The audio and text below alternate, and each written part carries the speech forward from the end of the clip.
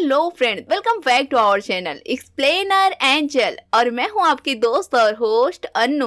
Friends, आज मैं love script के पार्ट 2 का एक्सप्लेनेशन करने वाली हूं। पार्ट 1 में हमने देखा था कि चायवान मिस्टर जू को अब पिछले जन्म की यादों से बाहर लाने में कामयाब हो जाती है। हालांकि खुद वो पिछले जन्म की यादों से अभी जूझ रही है। अगर आपने अभी तक पार्ट 1 को नहीं देखा तो जल्दी से जाएं, पार्ट 1 को देखें, फिर पार्ट 2 को शुरू करें, जिससे कि आपको स्टोरी आसानी से समझ में आ सके।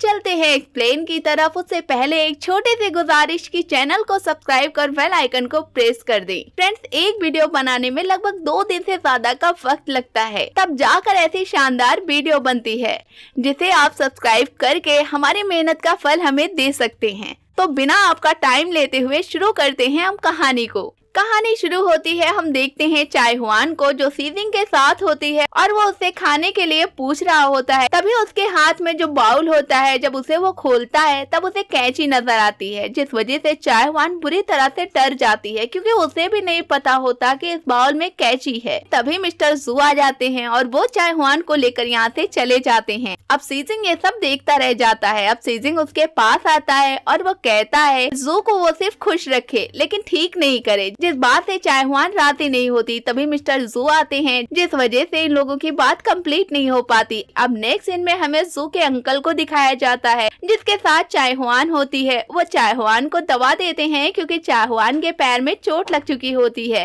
अब जाते वक्त अंकल चायहुआन से हैंडशेक करते हैं और चायहुआन उनको अपने घर बुलाती है। ये सब मिस्टर जू देख लेते हैं और वो पूरी तरह से चल जाते हैं। अब वो चायहुआन के पास आते हैं और उसके हाथ से सारी दवा को फेंक देते हैं और कहते हैं ये सारी दवाएं बकवास है। फिर वो उसे दवा देते हैं और खुद ही उसके पैर में लगाते हैं। इसी बीच मौका अच्छा हो, इसीलिए मिस्टर जू चायहुआन से कहता है कि उसके चाचा और मिस्टर जू में सबसे अच्छा कौन। तब वो दोनों की तारीफ करती है। तभी मिस्टर जू उससे कहता है कि वो चायहुआन को अपनी गर्लफ्रेंड बनाना चाहता है। वो अभी एक्सेप्ट भी नहीं किए होती। तभी राज सिंहासन पर बैठकर मिस्टर जू सबके सामने ऑफिशियल प्रेमिका का अनाउंस कर देते हैं। हालांकि चायहुआन का कहना होता है कि वो सेविका बनकर बहुत खुश है, वो प्रेमिका नहीं बनना चाहती, पर मिस्टर जू के आगे उसकी बोलती बंद रहती है। अब इस तरह चायहुआन रानी बन जाती है। अब सारे नौकर उसके आगे पीछे होते हैं। अब वो अपनी फ्रेंड से इस बात को जब बताती है तब वो उसे समझाती है। चायहुआन का कहना होता है कि वो सिर्फ उसका मरीज है, इससे ज्यादा वो उसे कुछ नहीं समझती। तभी टीवी पर न्यूज आने लगती है। तब चायहुआन की फ्रेंड जब मिस्टर जू को देखती है तब वो कहती है ये तो बहुत कूल है, लव करने में कोई घाटा नहीं है। अब नेक्स्ट सीन में फिर एक कैफे में मिस्टर जू के चाचा आते हैं, जिसे मिलने चायहुआन आती है। वो उसे थैंक यू बोलते हैं क्योंकि चायहुआन की वजह से मिस्टर जू ने कोट पैंट पहना था, जिस वजह से कंपनी बच गई क्योंकि सारे लोग ये समझ चुके थे कि मिस्टर जू बिल्कुल ठीक है। खैर, अब इन लोग पियानो बजाते हैं। इस तरह ये लोग एक दोस्ती में बंध रहे होते हैं। उधर राजकुमार प्रेमिका चायहुआन का वेट कर रहे होते हैं और मिस्टर जू चायहुआन पर बहुत गुस्सा भी कर रहे होते हैं। लेकिन चायहुआन जब महल आती है, राजकुमार का सारा गुस्सा उसे देखते ही उतर जाता है। अब वो वीडियो कॉल करके चायहुआन को कभी चाय बनाने के लिए कहता है तो कभी पैर धुलने के लिए कहता है। उनको ये गैजेट काफी पसंद आते हैं। इस तरह बहुत जल्द ही जू की याददाश्त वापस आ सकती थी क्योंकि अब वो मॉडर्न चीजें यूज करने लगे थे। अब चायहुआन मिस्टर जू को मॉल घुमाने ले जाती है, जहां वो वेस्टर्न ड्रेस कैरी करते हैं। वहां की हर चीजें उन्हें बहुत पसंद आती है। तभी वहां पर मीडिया का एक बंदा आ जाता है जो इन लोगों की वीडियो बना लेता है और इनके कंपनी का लॉस कराना चाहता है, जिस वजह से चायहुआन उसे बातें सुना रही होती है। लेकिन तभी वहाँ पर मिस्टर जू आ जाते हैं और उस बंदे से इनकी फाइट हो जाती है। वहीं पर एक लड़की होती है, इन सब का वो वीडियो बनाकर पोस्ट कर देती है जो कि वायरल हो जाता है। खैर, हमारी वीडियो तो कभी वायरल होती नहीं है क्योंकि आप लोग वीडियो को लाइक ही नहीं करते हैं। चलिए कहानी का रुख फिर से करते हैं। अब हर जगह ये चर्चे हो रहे होते हैं। इसका सारा ब्लेम चायहुआन पर आता है कि ना वो उन्हें मॉल लेकर जाती और ना ही झगड़े होते और ना ही कंपनी को लॉस होता, जिस वजह से सीजिंग चायहुआन को काफी बातें सुनाता है और कहता है कि वो उसका इलाज करना बंद कर दे और यहाँ से फौरन चली जाए। अब चायहुआन को ये बातें बहुत बुरी लगती है। वो फौरन वहाँ से चली आती है और वो अपने फ्रेंड को सारी बातें बताती है। तब उसकी फ्रेंड उसे समझाती है कि उसे इस प्रोजेक्ट को छोड़ देना चाहिए। तभी वो बाहर टहलने के लिए जाती है और इसी बीच ये न्यूज चाहवान के फादर को भी पता चलती है, जिस वजह से वो उसे कॉल करते हैं और काफी तीखी बातें सुनाते हैं। साथ ही ये भी कहते हैं कि एक डॉक्टर को अपने मरीज से लव नहीं करना चाहिए। खैर उसे अब समझाते हुए कहते हैं कि घर पे कॉफी की शॉप है और उसे हम लोग मिलकर चला सकते हैं और जू का इलाज तुम्हें छोड़ना पड़ेगा। तभी चाहवान के पास जू की चाचा की कॉल आती है। अब चाहवान उनके पास जाती है, जो एक कैफे में उसे बुलाता है और उसे उसका पैसा देता है और कहता है कि कुछ दिन के लिए उसे जू का इलाज बंद करना होगा। अब चाहवान को भी समझ में आ जाता है, वो बिना पैसा लिए यहाँ से चली जाती है और कहती है कि जब तक मैं उनका इल्जाम हटा नहीं दूंगी तब तक मैं ना उन्हें छोड़ कर जाऊंगी और ना ही पैसे को लेकर जाऊंगी। और ये कहते हुए वहाँ से चली आती है।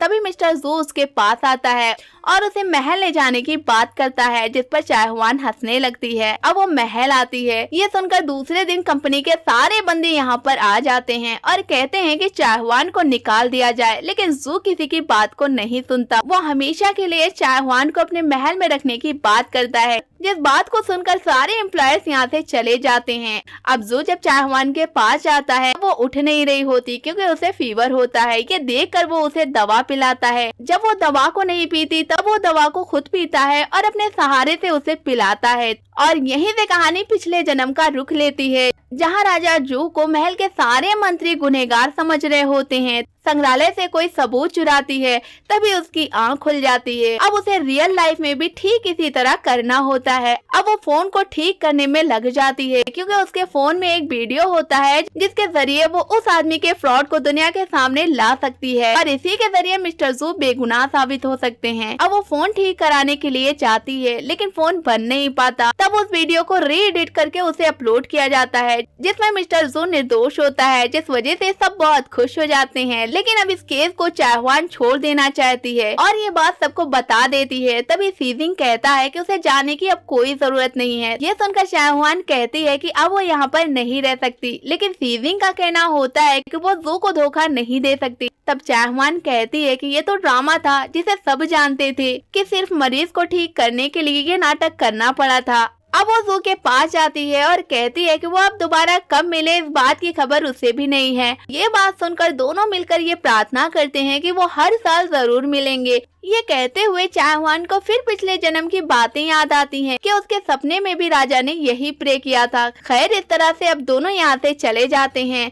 अब वो अपनी फ्रेंड को नई डॉक्टर के रूप में जू को ठीक करने के लिए भेजती है, लेकिन मिस्टर जू को वो डॉक्टर जरा भी अच्छी नहीं लगती। अब दूसरे दिन चाहवान उस डॉक्टर के साथ आती है। अब वो डॉक्टर ली मिस्टर जू को डांस करके दिखाती है और इसी तरह मिस्टर जू को नई डॉक्टर ली काफी अच्छी लगने लगती है। ये सब चाहवान देख रही होती है। अब अगले दिन जू महल के बंदों से पूछता है कि चाहवान कहाँ है, जिसका जवाब हाँ सुनते ही जू गुस्से में लाल पीले हो जाते हैं। उधर चाहवान के पास जू के अंकल आते हैं जो उसे शॉपिंग कराते हैं। फिर इन लोग डिनर पर जाते हैं क्योंकि चाचा चाहवान को काफी पसंद करने लगे थे। महल में आने से पहले भी उनकी मुलाकात चाहवान से हुई थी, तभी से अंकल चाहवान को काफी पसंद करने लगे थे। इधर राजकुमार जू को चाहवान के बिना महल बहुत बुरा लग रहा होता है, जिस वजह से वो सबको परेशान कर रहे होते हैं। फिर वो आदेश देते हैं कि कैसे भी करके चाहवान को बुलाया जाए। उधर चाहवान चाचा के साथ मॉल घूम रही होती है, जहां उसके मुलाकात उसके भाई से होती है। अब इन लोग आपस में बात कर रहे होते हैं, तभी चाहवान के पास कॉल आती है जिसे जू के चाचा रिसीव करते हैं। अब उनकी आवाज सुनने के बाद मिस्टर जू के अंदर आग लग जाती है, तब वो फौरन ही बाहर जाने की बात करते हैं। तभी चाहवान और ली दोनों साथ होते हैं और चाचा ली चाहवान को एक गिफ्ट दे रहे होते हैं, लेकिन इन लोगों को मिस्टर जू देख लेते हैं क्योंकि वो वहाँ पर आ जाते हैं। अब वो अपने चाचा से कहते हैं कि उन्हें पूरी दुनिया में उसके अलावा कोई और लड़की नहीं मिली, जिस बात पर वो उससे बहुत गुस्सा करते हैं। अब चाचा लियो कुछ कहते कि उससे पहले ही चाहवान उन्हें जाने को कहती है। अब चाचा लियो चले जाते हैं। अब मिस्टर जू चाहवान से कहता है कि वो उसे चाहने के बाद किसी और को कैसे चाह सकती है। ये कहते हुए उसे महल चलने की बात कहता है, लेकिन चाहवान का कहना होता है कि वो सब एक गेम था जिससे कि वो ठीक हो सके। और जब वो उस महल से बाहर निकली तभी सारे रिश्तों को तोड़ आई। ये कहते हुए जू उसे सुन रहा होता है, लेकिन तभी चाहवान ये भी कह देती है कि वो आगे से उसे परेशान नहीं करेगी। ये सुनते ही मिस्टर जू जाने लगते हैं और कहते हैं अगर तुम्हारी यही चाहत है तो मैं पूरी पूरी करूंगा। लेकिन उसके जाने के बाद चाहवान की आंखों में आंसू रुकने का नाम नहीं ले रहे होते। तभी वो अपने ख्वाब में जाती है,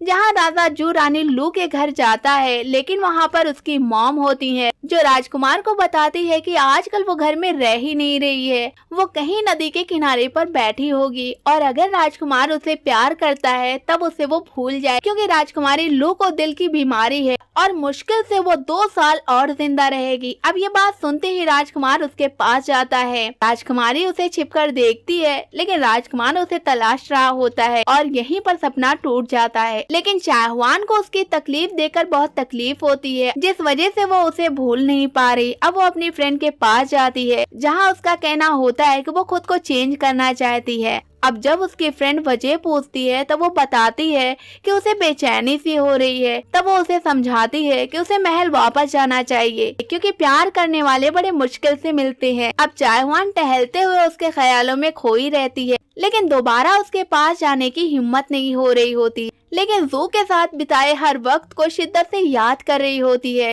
इधर राजकुमार जू महल में सबको खाने के लिए दौड़ा रहे होते हैं, क्योंकि उन्हें उलझन हो रही होती है। और चाहवान मिस्टर जू को याद करके बिलखते हुए रो रही होती है। दूसरी तरफ नई डॉक्टर मिस्टर जू का इलाज नहीं कर पा रही होती, जिस बात पर सारे डॉक्टर मीटिंग करते हैं और कहते हैं क्यों ना बिल्ली के गले में घंटी बांध ही दी जाए। अब ये बात कहते हुए ली और सीजिंग रेस्टोरेंट जाते हैं, थोड़ी मोड़ी बातचीत करते हैं। इधर महल में कोई नहीं होता। तभी एक बंदा आता है जो राजकुमार को ले जाता है। उसे महल का एक बंदा मना करता है, लेकिन जब उसकी बात नहीं सुनी जाती तब वो फौरन ही चाहवान को कॉल करता है और उसे बुलाता है। और यहीं पे इस पार्ट का एंड हो जाता है।